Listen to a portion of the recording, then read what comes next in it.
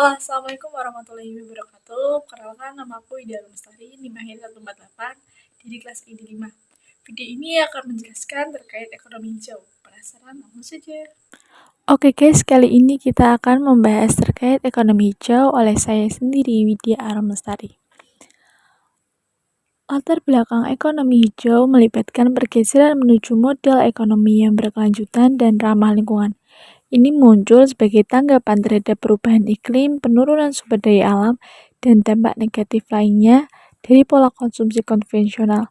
Ekonomi hijau bertujuan untuk mengintegrasikan pertumbuhan ekonomi dengan perlindungan lingkungan, mempromosikan efisiensi sumber daya, dan mengurangi dampak ekologis negatif. Pada umumnya, konsep ekonomi hijau mencakup inovasi teknologi, investasi dalam energi terbarukan, praktik produksi yang berkelanjutan, dan dukungan terhadap industri yang ramah lingkungan. Tujuan utamanya adalah menciptakan pertumbuhan ekonomi yang inklusif sambil membatasi kerusakan lingkungan. Selain itu, latar belakang ekonomi hijau juga muncul sebagai cara untuk mengatasi tantangan ekonomi global sambil mempertimbangkan keseimbangan antara pertumbuhan ekonomi, keadilan sosial, dan pelestarian lingkungan. Oke, ikuti keseruan aku untuk aktualisasi diri dalam ekonomi hijau. Oke, di kegiatan pertama aku, yakni aku menaiki transportasi umum, yakni BRT Semarang. Menaiki transportasi umum merupakan hal yang cukup menyenangkan untukku. Lalu, transportasi umum dapat menjadi langkah positif dalam mendorong ekonomi hijau. Dengan menggunakan transportasi umum, kita dapat mengurangi emisi karbon yang dihasilkan oleh kendaraan pribadi, membantu menjaga udara lebih bersih. Selain itu, penggunaan transportasi umum juga dapat meningkatkan efisiensi energi dan mengurangi kepadatan lalu lintas. Di kegiatan kedua kali ini, aku mengupayakan untuk mengurangi sampah plastik dengan membawa tas yang terbuat dari kain untuk membawa belanjaanku.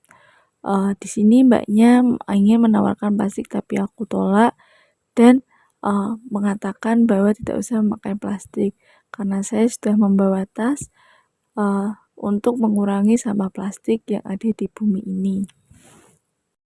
Produk-produk berbahan dasar plastik memiliki karakteristik yang kuat dan tahan lama. Namun, justru plastik yang bisa bertahan lama itu bisa berbahaya bagi lingkungan. Mengurangi sampah plastik dapat memberikan kontribusi besar pada pembentukan ekonomi hijau yang berkelanjutan. Dengan mengurangi penggunaan plastik sekali pakai, kita tidak hanya melindungi lingkungan, tapi juga membuka peluang ekonomi baru. Mari kita jelajahi cara-cara praktis di mana perubahan kecil dalam kebiasaan kita dapat menciptakan dampak positif besar pada ekonomi dan lingkungan kita.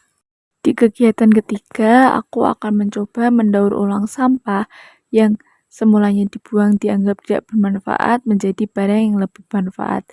Oke, aku akan membuat sampah daur ulang yang berasal dari botol plastik.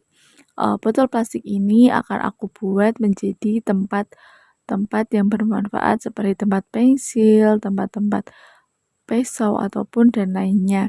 Oke, ini aku akan mencoba menghias botol plastik sampah ini menjadi lebih bermanfaat. Ini aku kasih hiasan agar terlihat lebih lucu. Ya, sudah jadi deh. Ini hasil pemanfaatan daur ulang sampah. Polusi plastik merupakan salah satu penyebab terjadinya perubahan iklim. Dengan mendukung industri daur ulang, kita tidak hanya memberikan kontribusi positif terhadap lingkungan, tetapi juga menciptakan ekonomi hijau yang berkelanjutan. Jadi, mari bersama-sama mendukung usaha daur ulang untuk menciptakan masa depan yang lebih bersih dan ekonomi yang lebih hijau. Kesimpulannya yaitu ekonomi hijau mendukung pertumbuhan ekonomi yang berkelanjutan dengan mengintegrasikan praktik ramah lingkungan, pengelolaan sumber daya alam untuk menciptakan masa depan yang lebih berkelanjutan. Mari kita jaga lingkungan bersama. Apakah kamu tahu bahwa setiap tindakan kecil yang kita lakukan memiliki dampak yang besar pada lingkungan? Sekian dari saya. Dadah, sampai berjumpa lagi.